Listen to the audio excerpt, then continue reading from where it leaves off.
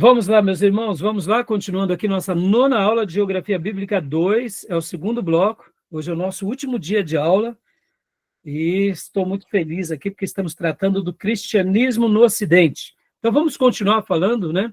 Estamos aqui trabalhando sobre o Notebook LM, que é uma ferramenta do Google, que faz uma síntese de todo o material do capítulo 4, ou capítulo 19 do nosso livro-texto, que é o livro Cristianismo, Geografia nas Terras Bíblicas, né, do pastor Ernesto Nini. Então, agora vamos continuar falando sobre Damasco.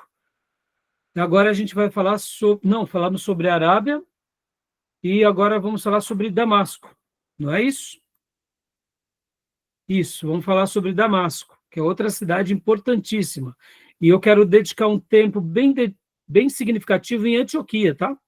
Então, Damasco, meus irmãos, essa cidade também ela é muito importante, tá?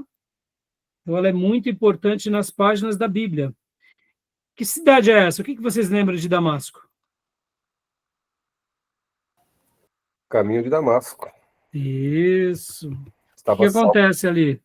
Saulo de Tarso estava indo com uma missão de prender os crentes, né? Os cristãos, né? Exatamente. Então, Então, vou mostrar aqui para vocês mais uma vez, ó, compartilhando aqui o Google Earth. Olha só que legal. Damasco. Síria, né?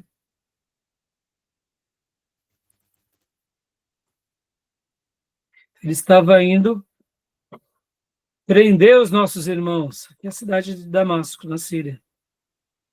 Então, Paulo estava indo com alguns soldados, e olha só que interessante, né, irmãos? Percebam, norte de Israel, né?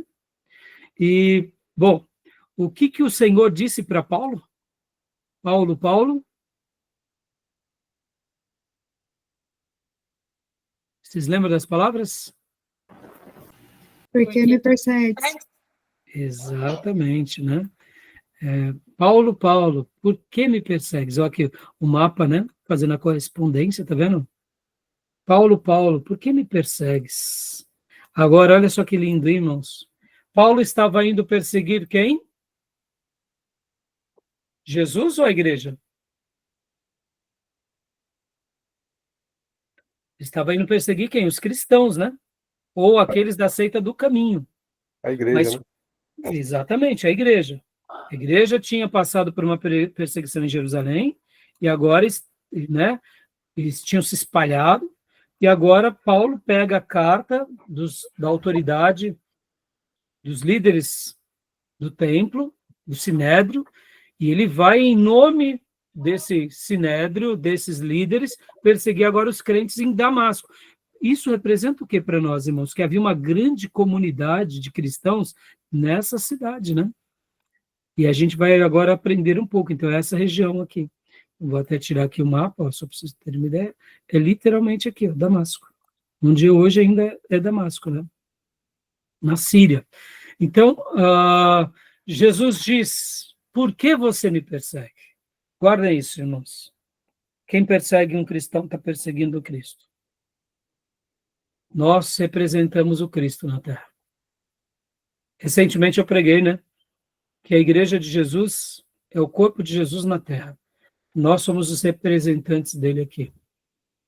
Deus seja louvado por isso, né? Então vamos lá, vamos para o nosso resumo do livro-texto. Fantástico, né? Saber que quem persegue Cristo, quem persegue um cristão está perseguindo o próprio Cristo. Né? Então, Damasco, essa cidade tão importante, ela fica aqui, como a gente já viu, né? Essa região da Síria, como mencionamos, na localidade também da Síria, Montes Antilíbanos, né? As rotas comerciais, né? Tinham rotas, ó, isso eu achei bem legal, ó, Mediterrâneo ficava a 105 quilômetros a oeste, ou seja, via Tiro, né? Ele faz costa para o Egito, né? Quando aqui menciona costa para o Egito, seria essa correspondência aqui, ó. Deixa eu tentar mostrar para vocês, né? É que o Egito está logo abaixo, né? Que ele quer dizer, o final de Damasco está para o Egito. Ele fica ao sul da Arábia e norte para Alepo. Alepo é a norte da Síria, tá? Damasco, nas Escrituras, foi esse lugar onde, desde o Velho Testamento, né, tem algumas passagens que falam sobre Damasco, lá no Velho Testamento, mas o grande episódio de Damasco está onde, lá na rua direita, a casa de Judas e o lugar onde Ananias vai se encontrar com Paulo, inclusive. Inclusive, irmãos, deixa eu só dizer uma coisa aqui. Paulo estava a cavalo ou estava a pé? O que vocês acham? Né? Muitos pregadores estão pregando e falam, e Paulo caiu do cavalo. E aí, tá certo isso? Tá errado isso?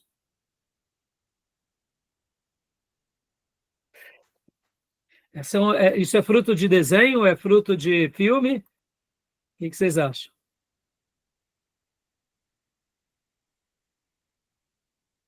O que vocês me dizem?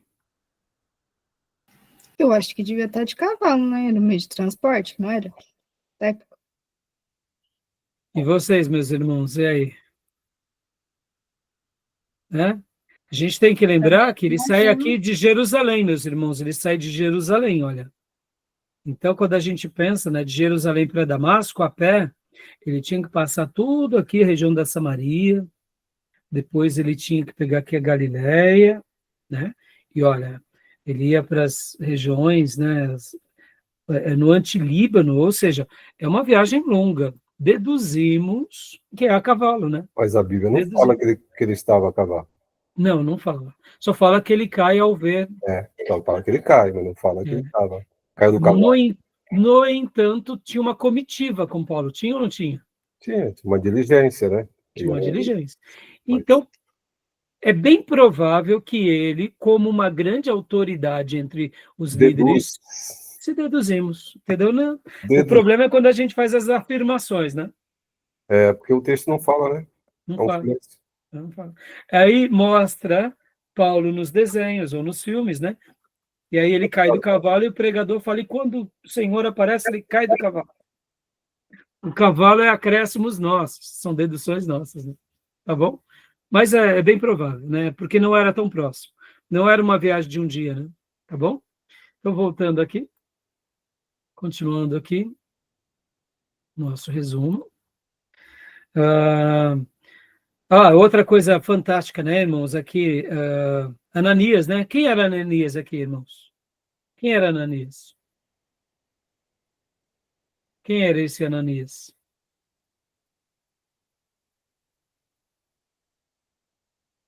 Quem era esse Ananias? Ele não era sacerdote, alguma coisa assim? O que vocês acham? A nossa irmã já participou. Quem era esse Ananias, irmãos? Pastor, Ananias não foi... era um discípulo, né? Então, exatamente. Percebam, por que eu estou fazendo essa pergunta aqui? A gente tem que se lembrar que lá em Damasco tinha um discípulo, tinha um cristão chamado Ananias. Temos pouca informação sobre ele.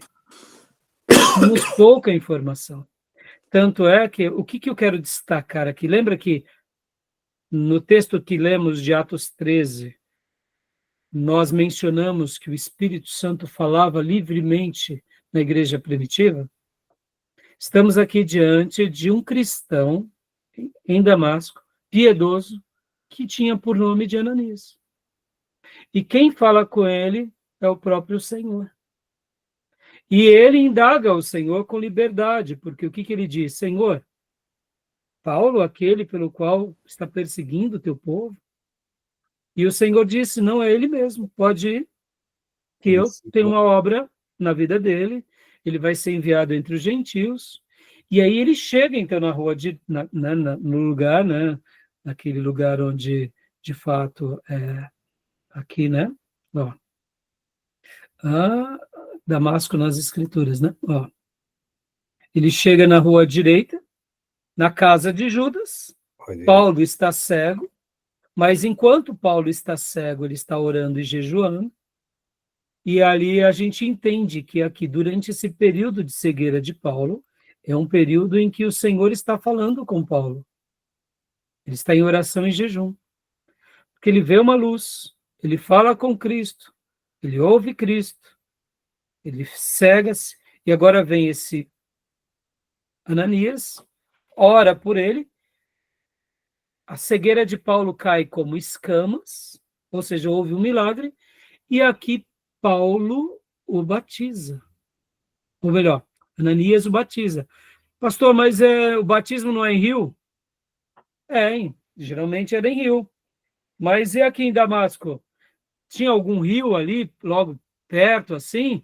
A gente sabe que tem os rios, né, dessa região da Síria. Mas quando a gente olha aqui até essa questão da cidade, propriamente dito, possivelmente foi ou num lago, ou num tanque, né? Não dá para a gente dizer, propriamente dito, se tinha um outro rio aqui pertinho de Damasco. Só sabe de uma coisa, Paulo foi batizado nessa região. Então, aqui a gente, mais uma vez, mostra que o batismo era onde tinha águas, numa lagoa, alguma coisa, quem sabe no reservatório. Então, o rio era o lugar mais também, né? propício, mas podia não ser. Então, a gente vê Tem que... tanque também, né? Tanque, E exatamente. tinha judeus, tinha que fazer as impurezas, lavava. Sim, exatamente, né? Então, assim, a gente não vê necessariamente que aqui nessa região, né, pode ver que ele é batizado logo na sequência, né? Nós temos o rio Farfar aqui embaixo, né? Que é o rio que até que Naamã menciona, mas a gente não sabe. Será que foi nesses rios? Ou será que foi... Né? A gente não sabe. Uma coisa é fato. Ele foi batizado nessa região. Não fala que foi instantâneo também. Eles falam que Então, batizou. mas dá uma ideia de que foi logo na sequência, ali quando recebeu a visita, viu, Júnior? Sim, mas assim, eu posso receber uma visita, estou escrevendo, pode ser 2 horas Passa depois. alguns dias, né? Alguns dias. Sim. Então, o que eu quero destacar, meus irmãos, é o seguinte, principalmente, quem era Ananias? Era mais um servo que colheu esse fruto. Não era o marido de Safira, não, né? Que ressuscitou. Não, né? Ananias e Safira não, né? A gente acredita que não. A gente acredita que não, né? Tinha ressuscitado. O que eu quero mencionar com isso? Percebam que o Espírito Santo falava livremente, como ele fala livremente com qualquer um que seja cheio da presença dele, né? E Ananias era essa pessoa, tá bom? Então, eu só quis destacar aqui, mais uma vez, para mostrar que no Novo Testamento, essa fala e essas revelações, ora o Espírito Santo está falando, ora o próprio Senhor aparece, era algo frequente. Um outro batismo que a gente vê, que é um provável tanque, é o quê? É quando Felipe faz com o etíope. Também, pode ver, mais um outro batismo. Viu águas, não importa se era rio, se era um lago, batizava, né? Uma lagoa, exatamente. Tá bom? Então, Damasco tem toda essa importância. Tudo bem até aí, meus irmãos? Beleza. Né? Deus preparou tudo ali, né? Como? Deus preparou tudo ali. Preparou Exato, todo o cenário, né? Todo o cenário, né? Damasco, ela é muito citada na Bíblia, né? Principalmente desde os dias de Gênesis, né? Essa cidade de Damasco, irmãos, olha só que interessante. Provavelmente foi fundada pelos sumerianos, essa cidade. E ela aparece cerca de 40 vezes no Antigo Testamento, 15 vezes no Novo Testamento, principalmente ligada a Paulo. Olha que outro detalhe curioso de Damasco. A gente tem aqui o Damasceno. Lembra de Abraão? Uhum.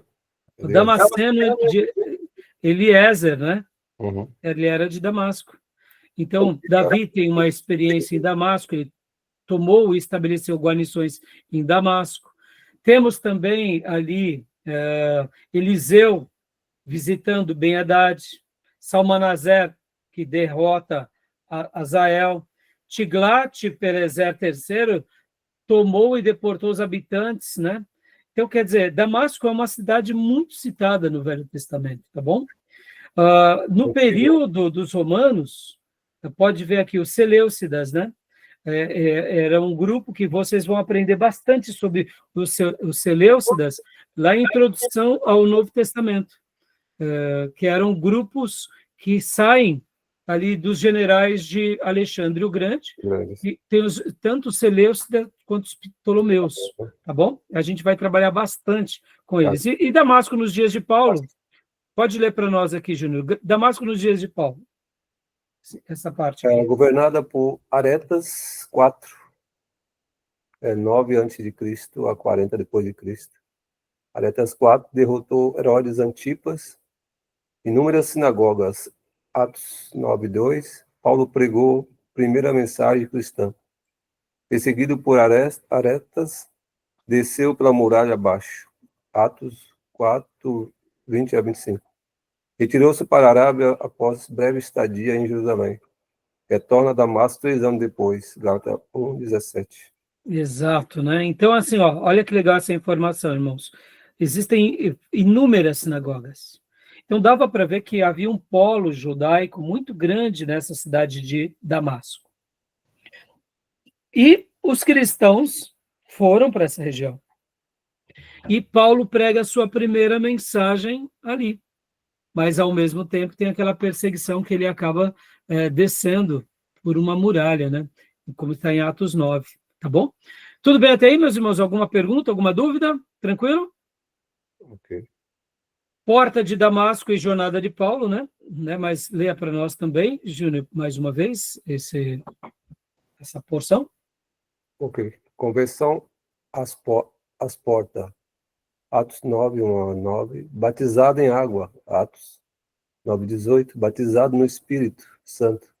Atos Dá 9. uma pausa aqui, Júnior, por gentileza. Eu esqueci de mencionar isso, né? Ele é batizado nas águas e ele se torna cheio do Espírito Santo. Na mesma hora, né? Isso é maravilhoso. O livro de Atos mostra essa correlação, né? Continua, Júnior, por gentileza. Primeiras mensagens em sinagogas. Atos 4:20. Primeira perseguição. Atos 9:23. Retorno após 3 anos na Arábia. Gálatas 1:17. De Damasco para Tarso. Atos 9:30. De Tarso para Antioquia da Síria. Atos 11:25 e 26.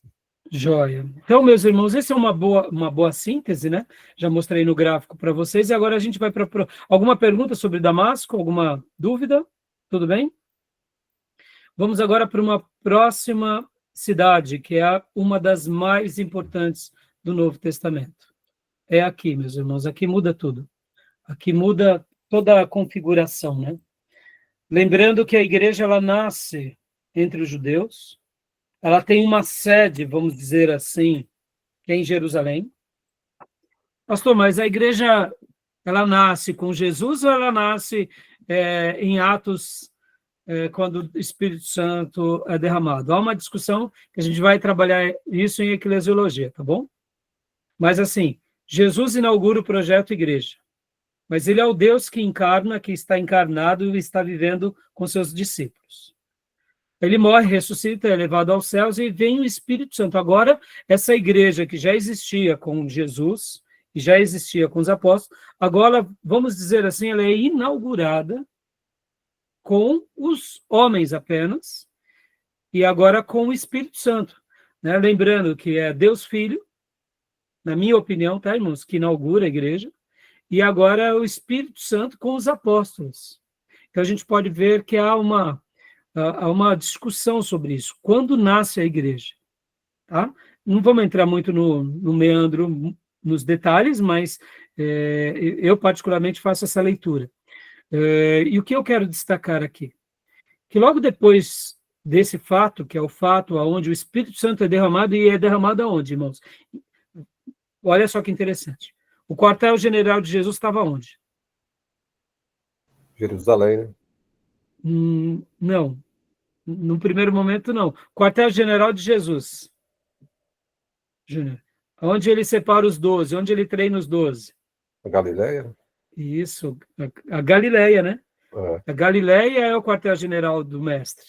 Pode ver que é ali que ele trabalha formando os 12, ele separa os 12 ali. São os galileus, né? Essa região de Nazaré, é ali que ele faz o projeto dele com os 12.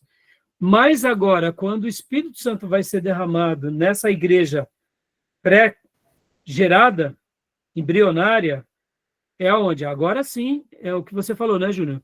O Espírito Santo Jerusalém. vem no dia de Pentecostes em Jerusalém. Olha só, irmãos. Então, percebam, a igreja, ela nasce, o cristianismo, ele nasce onde? Entre os judeus, ali em Jerusalém, nesse novo formato de igreja que agora vai ser expansionista. Mas a igreja que vai ganhar o mundo não é a igreja de Jerusalém. E também não é a igreja que Paulo se converte, né? De Damasco. É a igreja de Antioquia Da Síria. da Síria. E por que eu estou dando esse destaque, meus irmãos? Quando a gente pensa nessa questão da revelação, olha que interessante, né? Então, Deus, ele faz questão de se revelar de forma especial aos judeus, realinha os judeus, e agora o Espírito Santo é derramado no dia de Pentecostes sobre essa igreja, e agora essa igreja ela vai e alcança os confins da terra. E essa igreja, vamos dizer assim, que vai alcançar o mundo, não é a igreja de Jerusalém, mas é a igreja gentia de Antioquia. Onde tem judeus ali? Sim. Tem uma comunidade judaica ali? Tem. Mas perceba que aqui foi Antioquia que vai alcançar o mundo. E eu estou dando esse destaque aqui para vocês, porque quando a gente lembra disso, é muito importante quando a gente começa a enxergar que a revelação do Senhor no projeto Igreja de Novo Testamento se dá a partir da Síria. Não é a partir de Israel, é a partir da Síria. E por que Deus faz assim? Para inaugurar uma nova fase mesmo entre os gentios. Tá bom até aí, irmãos? Tudo bem? É que a de Jerusalém a maioria era judeu e a de Antioquia a maioria é gentil. Exato. E por que Deus fez questão de usar essa igreja? Já para mostrar na nova revelação que o projeto de Deus, ou do reino de Deus, entre o seu povo, está ligado diretamente com os gentios. Ponto final. E aí a gente vai ver agora Deus usando 2 homens cheios do Espírito Santo, que é Barnabé e Paulo, sendo os líderes dessa nova expansão. Pastor, e os 12? Os 12 continuam em Jerusalém, eles vão ser guiados nas outras nações, mas a gente vai ver os olhos de Deus de uma forma especial na revelação do Novo Testamento sobre esses 2 homens, Barnabé e Paulo, num primeiro momento, e depois Paulo e Barnabé, e depois somente Paulo. E Barnabé, com João Marcos, vai para uma outra região. Interessante, não? Tá bom, meus irmãos? E eu quero mostrar mais uma vez o mapa aqui para vocês, só para vocês, né, lembrarem dessa questão. Tá bom? Alguma pergunta, meus irmãos? Alguma dúvida? Né? Então, eu estou destacando aqui a Síria, porque hoje, quando a gente pensa os sírios, o Líbano, a Síria de hoje, se eles são unidos a Israel, percebam, irmãos, a gente vê uma mudança tão grande, né? Ó, então, aqui, ó, Damasco, Síria, e agora vamos lá para Antioquia. Ó. Aqui. Ó. Antioquia, tá vendo? Mais uma vez aqui mostrando essa igreja de Antioquia, da Síria, não esqueçam isso, não, da Síria, que vai ser o canal para o mundo todo, tá bom? Tudo bem até aí, meus irmãos? Tudo bem? Alguma pergunta, alguma dúvida? Não? Então vamos lá. Vamos continuar aqui. Então, voltando aqui para o nosso resumo. Antioquia. Leia para nós, pode ler para nós, Felipe Reis. Olha aqui, ó. Nome e fundação. Por que esse nome, né, Antioquia?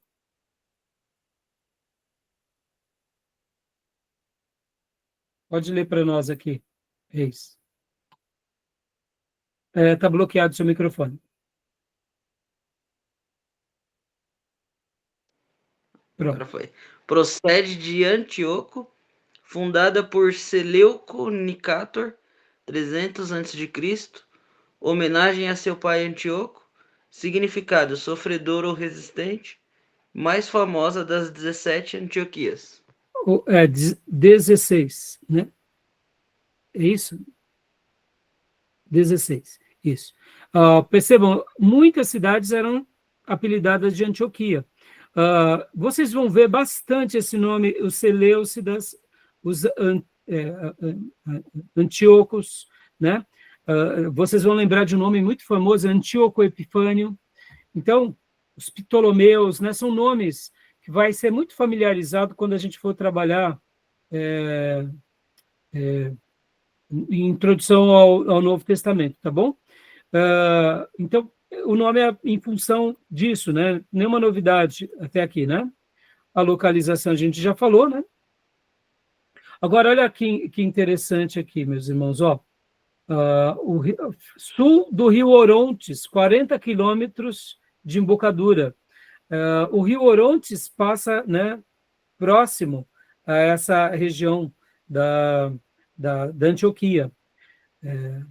Então, aqui são algumas distâncias, né?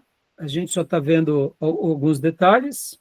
Aqui temos também a questão da comunicação, que está próximo do Mediterrâneo, Grécia e Oriente, rotas caravaneiras, tanto da Mesopotâmia, Ásia Menor, Palestina e Egito, ou seja, era uma rota comercial. Por isso que era muito importante, irmãos, essa cidade de Antioquia, né? Que mais? População. É uma população heterogênea, ou seja, misturada, né? Seleucida estimular os judeus a se erradicar. Grande contingente dos judeus após da Guerra dos Macabeus. Deixa eu fazer um breve comentário aqui.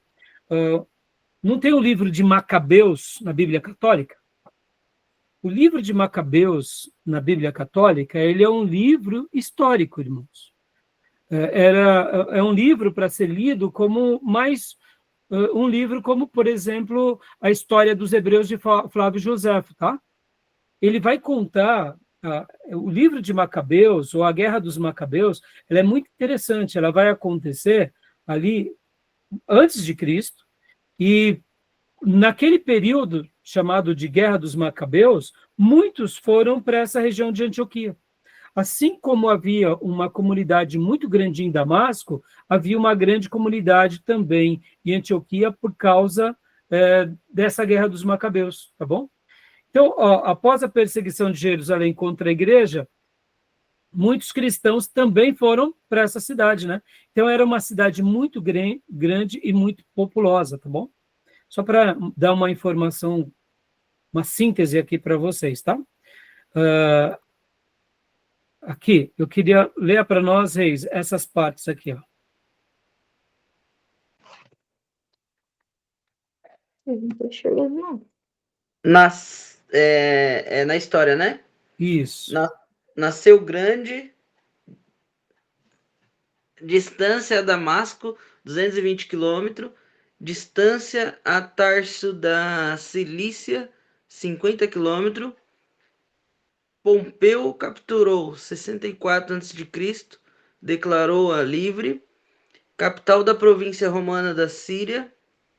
Romanos e sírios remodelaram com edifícios, pontes e ruas, esplendorosa, gloriosa, rica. Dá uma pausa até aí. Ó, ela já nasce como uma cidade grande. Por quê? Por ela estar naquela região, irmãos, ela era uma rota comercial e, ao mesmo tempo, portuária. Agora, olha que interessante. Ela ficava a 220 quilômetros, né, no caso de Damasco. Lembrando que Damasco estava a norte de Israel. E ela ficava, né, de Tarso, 50 quilômetros. Então, assim, o que tem a ver como importante... Irmãos, assim, quando a gente fala em 220 quilômetros hoje, né, 220 quilômetros não é algo tão absurdo para nós hoje. Só que vocês têm que lembrar que a pé e a cavalo era muita coisa. Assim como Tarso, a 50 quilômetros, era uma região bem significativa, né? O que são 50 quilômetros para nós hoje aqui? É praticamente daqui no centro de São Paulo. Nós estamos aqui na região do Alto Tietê. Então, você vê, de carro, são 50 minutos. Mas a pé, a cavalo. Então, é longe, mas é perto. Já Damasco, já era uma região mais distante. E de Jerusalém, ficava muito mais distante. Agora, olha só o que eu queria destacar aqui. Ó. era uma capital da província romana da Síria. Naqueles dias, esse lugar aqui era muito importante. Outro detalhe que eu quero que vocês guardem e prestem bastante atenção. Os romanos e os sírios remodelaram com edifícios, pontes, ruas. Ela era esplendorosa, gloriosa e rica. Agora vamos lá. Deixa eu fazer uma pausa aqui. Olha como essa aula de geografia ela é maravilhosa. Há alguns anos atrás, enquanto eu dava aula sobre esse tema, eu tive um insight muito peculiar. Porque quando a gente começa a falar da importância da igreja de Antioquia da Síria para o cristianismo, o que destaca para nós, irmãos? O que destaca para nós essa igreja? Quando a gente lembra do livro de Atos, e ali o início dos apóstolos, as perseguições, a morte do apóstolo Tiago, perseguição de Herodes, depois Deus pune o próprio Herodes, a igreja perseguida, eles acabam tendo ali, né, a dispersão, né, a diáspora cristã. Os apóstolos se mantêm firmes em Jerusalém, mostrando, nós não temos nada a temer, mas os demais fogem. Paulo vai atrás, né, dos cristãos em Damasco. Deus converte Paulo em Damasco. Paulo vai para o deserto da Arábia, fica lá 3 anos, depois ele volta para Damasco, passa por Jerusalém, e agora, pouco tempo depois, surge uma igreja que os apóstolos direcionam ali para Antioquia, Barnabé, e agora Barnabé lá em Antioquia chama Paulo. E agora Paulo e Barnabé, o Espírito Santo fala. E agora o Espírito Santo falando, a igreja impõe as mãos e eles vão. E aqui saem as 3 grandes missões e viagens missionárias de Paulo. Barnabé também vai para outro lugar. Ou seja, o que se destaca? E quando a gente lê o livro de Atos, essa igreja, Paulo acaba fazendo a sua primeira viagem missionária, volta para Antioquia da Síria. Paulo dá relatório. Percebam, irmãos, Paulo não era o chefão, tá? Paulo era o servão, tá? Paulo não era o líder da igreja de Antioquia, o manda-chuva. Paulo era mais um servo da igreja. Nessa igreja tinha profetas e mestres, e agora nasce apóstolos. E Paulo vem com toda humildade e presta relatório. Fica um tempo.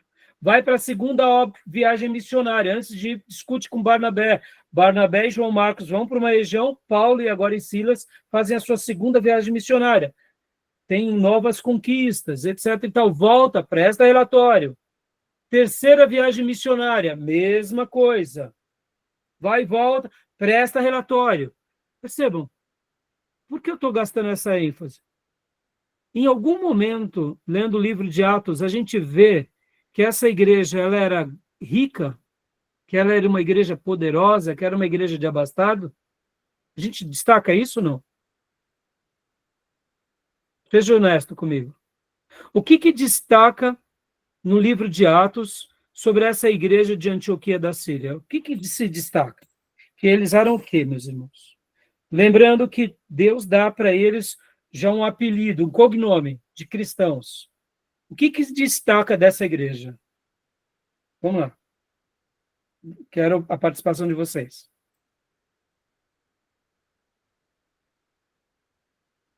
Pode falar, não tem medo de falar, não. Eu sei que vocês sabem. O que destaca? Pode falar, Reis. Desmuta aí, vamos lá. Eu não sei se eu tô certo, mas são piedosos? Exato. O que mais? O que mais, Ale? Vamos lá. A gente vê essa igreja sendo uma igreja opulenta, querendo destacar sobre Jerusalém, dizendo, nós somos mais ricos enquanto vocês são pobres. Nós somos mais valentes porque conseguimos construir várias outras igrejas, montamos várias outras frentes. A gente vê disputa. O que eles eram, irmãos? Vamos lá. Eles eram o quê? Piedosos. O que mais? Vamos lá. O que mais? Eu sei que vocês sabem, não estão errado, não. Eu estou destacando aqui de propósito, irmãos, porque ao estudar aqui a geografia, pastor Enéas, eu quero ler com vocês agora, ele deixa registrado que essa igreja era uma igreja muito rica. Não só porque, entendam, era uma comunidade muito próspera, irmãos. Era uma comunidade muito forte. Como judeus, depois como cristãos.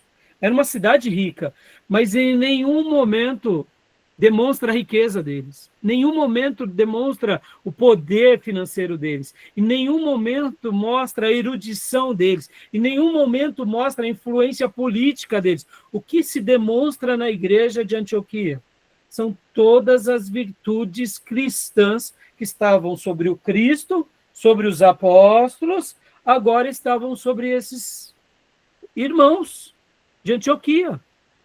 Na mesma semelhança de Ananias, lá de Damasco, agora, pessoas piedosas, aguerridas, valentes, que viviam o cristianismo na sua essência e que não, vamos dizer assim, tomava proveito daquilo que era material, mas sim daquilo que era espiritual.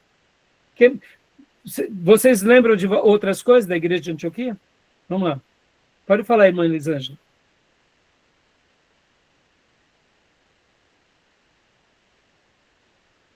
Querem comentar mais alguma coisa? Diego, Júnior... Pastor, era uma igreja que vivia em oração também, né? Isso, é isso que eu estou dizendo, eu estou fazendo. Eu sei que talvez vocês estão pensando assim, que eu estou querendo redesenhar a roda. Não, não é não.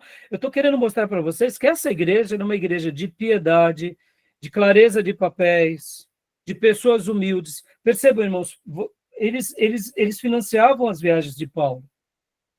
Eles apoiavam Paulo, mas Paulo não era o chefão que ficava dando cartada. Paulo voltava e dava relatório. Não, só dá relatório quem é submisso. Paulo, ele trabalhava para a igreja. Estão entendendo, meus irmãos? Paulo, ele não era... Por que eu estou falando tudo isso? Eu não estou querendo aqui redesenhar, redescobrir a roda, reinventar a roda, não é isso. É mostrar que todas as virtudes do Novo Testamento estavam nessa igreja. A doutrina, né, dos apóstolos. Eles eram aplicados à doutrina apostólica, eles estavam debaixo da doutrina apostólica. O que os 12 lá em Jerusalém falavam, eles não estavam numa disputa porque tinham agora Paulo, porque Paulo deu uma cartada em Pedro. Não, não. Pedro aprendeu com eles, até porque a igreja de Jerusalém estava aprendendo também. Agora essa igreja é uma igreja nova, é uma igreja gentia, mas ela não disputava frente com Jerusalém. Nós não vemos uma disputa, meus irmãos. E a cristologia não tinha definido ainda, né? Hã? A cristologia ainda não tinha sido definida ainda. Isso, vai ser mais lá para frente, né? Nos próximos séculos. Mas a gente vê uma harmonia, né, Júnior? Uma harmonia entre ambos. Sim. A gente vê uma Coesão, igreja né? que... Coesão. Era um pelo outro, não tinham maiorais. Estão entendendo, meus irmãos? Eu estou destacando tudo isso porque agora a gente vai lá para o livro-texto. Abram o livro-texto de vocês na parte de Antioquia. Antioquia. É muito legal isso, meus irmãos. Eu fiz questão de fazer essas perguntas para vocês e talvez, se na aula de hoje, tudo que ficar no coração de vocês seja essa igreja de Antioquia, eu já vou estar mais do que feliz, tá bom? Porque o que importa para nós é isso, entendeu, irmãos? É essas conquistas. Então, abram o livro-texto de vocês na parte de Antioquia, eu vou abrir aqui também meu livro em Kindle, e olha só. Né? Bom, eu vou dar uma breve síntese aqui, né? Voltando aqui para o slide. Reis, continua, né? Capital. Lê aqui para nós, Reis, por gentileza, rapidinho. Ó, capital. Capital da província romana da Síria. Romanos e sírios remodelaram com edifícios, pontes e ruas. Esplendorosa, gloriosa e rica. Terceira cidade do mundo depois de Roma e Alexandria. Monumentos de mármore branco. Ruas pavimentadas com mármore. Olha, guardem essa expressão aqui, meus irmãos. Ela era a terceira cidade. Irmãos, pensem nisso. O quartel-general da igreja missionária foi na terceira maior cidade do mundo antigo. Não foi Roma, não foi Alexandria, mas foi nessa cidade da Antioquia. Ela era a terceira cidade mais importante daquele mundo romano. Agora, percebam, o que eu quero dizer com isso mais uma vez? Quero dar uma ênfase. Não foi o fato deles serem de Antioquia que Deus fez o que fez. Não era porque eles eram estratégicos. Porque vocês têm que lembrar que o nosso mestre montou um quartel-general lá na Galileia. E esse quartel-general da Galileia chegou agora em Antioquia. Não foi o fato deles serem ricos, foi o fato deles serem piedosos, crentes, cheios do Espírito Santo, serem cheios de oração, terem clareza de papéis, serem pessoas que sabiam trabalhar em coesão, em humildade, em submissão. Foi isso que fez com que essa igreja fosse uma das mais influentes da igreja primitiva e da igreja do Novo Testamento.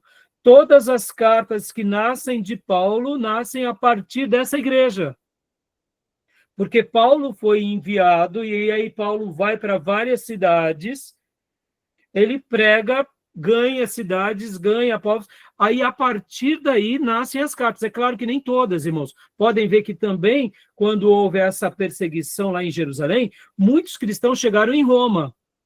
Paulo não tinha ainda chegado em Roma, mas o cristianismo já tinha. Paulo escreve uma carta aos romanos.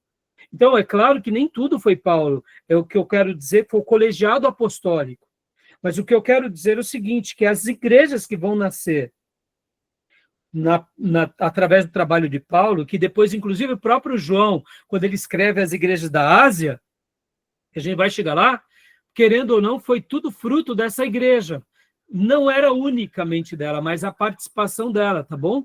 E aqui, quando a gente vê monumentos de mármore, era uma igreja debaixo de uma cidade muito rica. Mas o que eu quero que, mais uma vez, eu estou sendo muito contundente aqui, estou sendo chato, prolixo, é para mostrar para vocês, irmão, que não é o dinheiro, não é o poder econômico, é a piedade, é ser cheio do Espírito Santo, é ser alguém entregue à causa, como foi quem? Barnabé, como foi quem? Paulo, como foram quem? Aqueles mestres e profetas, como foi essa igreja, onde o Espírito Santo falava que fez dele um povo singular. Tá bom, meus irmãos? A gente tem muita bobeira, viu, meus irmãos? Em virtude de um mercantilismo, né? Podem ver, a gente quer montar uma igreja na cidade principal do país. Quem disse que vai ser essa igreja que vai ganhar o país? Não necessariamente, meus irmãos. Vai ser os mais piedosos. Quem sabe lá no meio do sertão nordestino, quem sabe lá no meio do Amazonas, entendeu? É onde o Espírito Santo quiser usar. Agora, é claro que nós queremos, sim, estar onde as pessoas estão. A gente quer estar na tecnologia, a gente quer estar... Mas guardem isso, não são esses os valores. E por que eu estou falando aqui sobre essa questão financeira? Porque essa igreja era rica, essa igreja era próspera, e a gente não vê opulência neles, não vê vaidade neles. O que nós vemos nele?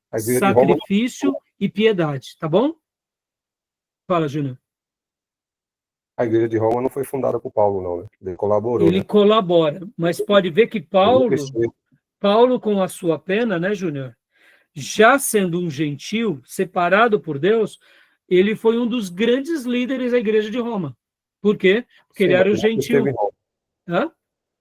Ele nunca esteve em Roma. Isso, a gente não a gente crê que não, a gente só crê que ele chega lá depois, né? Na viagem dele como prisioneiro a Roma, que é a quarta viagem, que a gente não considera a quarta, porque ele vai e não volta. Mas então, né, Júnior, mas olha só, ele não deixou de ter uma influência muito grande com a sua carta, com a sua pena, e com o legado, que depois ele, ao chegar lá, pronto, Paulo, quando ele estava lá preso, ele aí ganha a corte, né, de César. Mas será que algumas igrejas que foram fundadas por outros, igual Roma, Paulo ganha mais prestígio e essa pessoa fica anônima? Porque, na verdade, Paulo ganha prestígio, porque ele colabora. Mas tem pessoas anônimas, quem fundou igual Roma não foi Paulo. Ele colabora. Então, pode ver que isso... você vê, né, Júnior, esse tipo de coisa, essa questão do prestígio, da honra, quem vai dar muito depois é o romanismo lá na frente, né? Pode ver que quem gostava desses assuntos era a igreja de Corinto, a igreja doente de Corinto. Eles gostavam de disputa, e pode ver que Paulo, quando ele vai falar a igreja de Corinto, ele inclusive questiona isso, né? Essa questão tribal, né? De panela. Pode ver que a igreja primitiva não vivia essa doença, né? Não vivia essa doença, né? É bem curioso isso, né? Então, meus irmãos, agora, olha só, voltando aqui para o assunto, né? Vamos pegar um pouco o livro-texto, vamos abrir aqui, ó. Vou abrir com vocês no livro-texto. Aqui. Opa, eu abri errado. Deixa eu abrir, é aqui. Não é esse, não. É esse daqui. É aqui. Olha só, Antioquia. Antioquia. Bom, leia para nós, pode ler para nós, Diego, nome, né? Vamos ler aqui. Aliás, não, eu vou pular um pouco. Bom, a gente já viu alguma dessas questões, deixa eu pular um pouco aqui, Diego. Aqui, ó. O povo tá aqui, história. Aqui, nessa parte, Diego, história. Antioquia, história. Aqui. Antioquia nasceu grande, ao norte de Damasco. Estava Palmira, e ao norte de Palmira, Apaneia, e ao norte de Apaneia, Antioquia. A distância entre Damasco e Antioquia era de mais ou menos 220 quilômetros. Estava a 50 Dá uma quilômetros. pausa. Pode dar uma pausa, Diego. A gente já viu isso? Eu quero pegar aqui, ó. Aqui, daqui em diante, ó. Tornou-se esplendorosa, gloriosa e rica, a terceira cidade do mundo, ultrapassada apenas por Roma e Alexandria. A luz do sol, os monumentos e os edifícios feitos ou revestidos de mármore branco, trazido da Anatólia, brilhavam, deslumbrando os visitantes.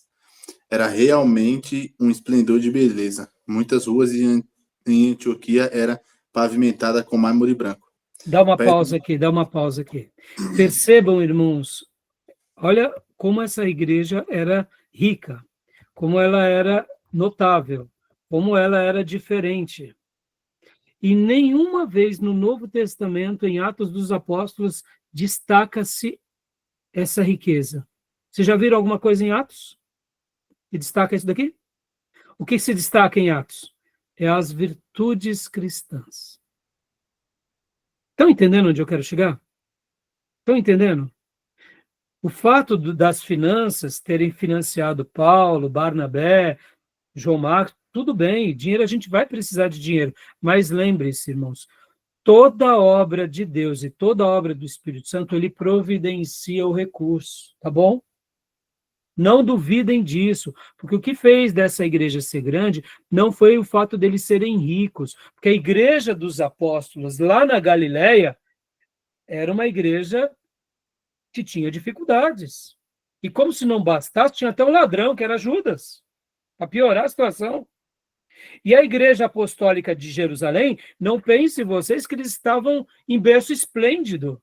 Os apóstolos tinham suas limitações, seus sofrimentos, suas perseguições. Deus honrou eles? Tenha dúvida. A igreja de Jerusalém foi vencedora? Não tenha dúvida. A igreja de Jerusalém foi uma bênção para evangelizar o mundo? Não tenha dúvida. Mas o que eu quero dizer, fazendo uma comparação aqui fria, é mostrando, irmãos, vocês que são seminaristas, o que Deus tem para nós. Não sei, talvez alguns de vocês vão pastorear igrejas ricas, vão ser missionários em Dubai, glória a Deus, mas muitos de vocês vão estar entre os mamelucos lá na África. E daí? Estão entendendo o que eu quero dizer? A teologia da prosperidade nos adoeceu, porque a gente acaba achando que só ganharemos alguém se a gente tiver muitos recursos. Não, meus irmãos. A gente vai ganhar vida se a gente for cheio do Espírito Santo, se as virtudes cristãs estiverem conosco, como foi com essa igreja. A igreja que evangelizou e sacudiu o mundo, que foi um apoio à igreja de Jerusalém e que o mundo foi uma bênção. Paulo, em nenhum momento, sendo uma pessoa estratosférica, você tem que lembrar, meus irmãos, Paulo era culto, Paulo era inteligente, Paulo era uma pessoa da elite, do pensamento da elite judaica, era uma pessoa da elite grega, ele era professor de filosofia, e ele não fazia desses recursos o seu motivo de pregar. Ele era romano, mas o que nós vemos em Paulo? O que destacava em Paulo? Pode ver que ele apela para a sua cidadania romana somente ali depois da terceira viagem missionária, meus irmãos. Somente depois disso, porque ele enxergou que ele queria ir para Roma. Então, percebam, Paulo não usou dos artifícios humanos. Todos os artifícios humanos, sejam ele títulos, sejam ele cidadania, sejam ele recursos, eram, como Paulo mesmo dizia, era o esterco onde a divina semente do evangelho e do reino de Deus florescia. Se temos, ótimo. Se não temos, mesmo num deserto, a divina semente vai florescer. Tá bom, meus irmãos? Lembrando, por que eu falo isso, meus irmãos? Porque quando a gente é liberto disso, aqui muda tudo na nossa vida, tá bom? Eu acho que o ponto alto dessa mensagem, dessa aula de hoje é Antioquia. É Antioquia. Mostrando que, e aqui, olha só, a luz do sol, os monumentos e os edifícios feitos ou revestidos de mármore branco, trazido da Anatólia, brilhavam, deslumbrando os visitantes. E eu imagino, meus irmãos, que muitas vezes, né, quando as pessoas iam chegando próximo de Antioquia, viam aquela cidade glamurosa. Mas aí eu te pergunto, o Novo Testamento dá ênfase a isso? Não. O Novo Testamento dá ênfase o quê? Que naquela cidade havia um grupo, uma igreja ou muitas igrejas locais que eles eram chamados de cristãos, ou seja, pequeninos cristos. E é isso que importa para nós. Então, essas são as virtudes cristãs. Eu não sei se dos mares dava-se para ver tudo isso, mas eu deduzo que sim, porque esse esplendor que se via nos mármores, nas casas, deveria ser visto também quando os marinheiros fossem chegando. Aquela cidade suntuosa. Mas para Paulo, o que mais brilhava não era a beleza da riqueza da cidade, era porque ali havia uma igreja cheia de cristãos. Tá bom, meus irmãos? Eu fiz questão de deixar aqui essa ênfase, depois vocês leem com mais detalhes, né? Porque aqui é algo realmente maravilhoso. Tá bom? Pelo menos para mim, meus irmãos, pelo menos para mim, tá? Tudo bem? Alguma pergunta? Alguma pergunta? Agora é óbvio, irmãos, essa igreja não era perfeita, né? Olha só, leia para nós, Diego, essa parte aqui para a gente estar encerrando.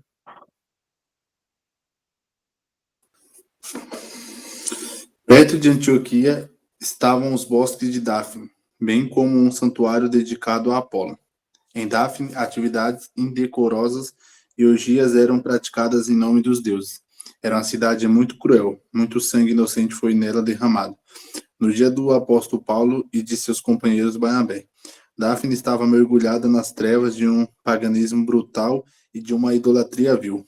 Era o grito de um povo aflito e sem norte, clamando por luz dos céus e salvação em Jesus Cristo. Ou seja, não era uma cidade, era uma cidade perdida, como qualquer outra, rica, mas perdida.